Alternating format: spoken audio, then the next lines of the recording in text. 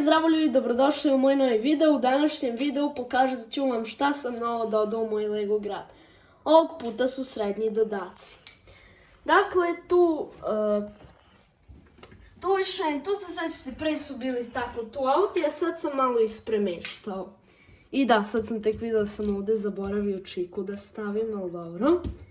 To je auto koji se sam vozi. Šalim se. No, imamo ovaj auto, ovaj kao smećar.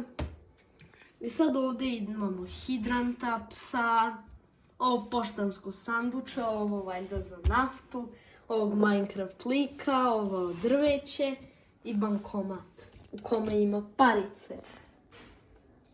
Nemojte mi molim vas dolaziti da ih kradete. Tu imamo lampu, to je policijska, tu sam dodao jedan sprat, bit će pregledi. Tu parking, znači tu je taj novi sprat, bit će pregled. Ovdje se sređuje ova železnička i dalje su tu radovi. Na vatrogasnu sam malo dogradio. Znači gradi se još uvek. Ali ovaj tu deo se recimo završio, ova prostorija. Tu biće poseban video koji ću pokazati cijelu kad je završim. Planirano je da bude 20. oktobra.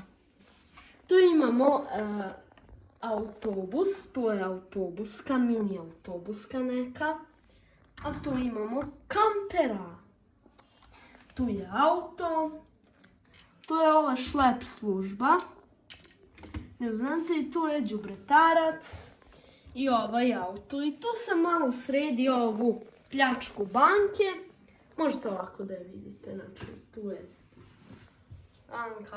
auti. I tu je ova mutava zmija, zvana Pajtor. Znate ako ste gledali Lego Ninjago. I što, to je to što se tiče ovog videa. Ako vam se video sviđa, lajkujte i zapratite me. Vidimo se u sljedećem videu, a do tada zdravo i doviđenja.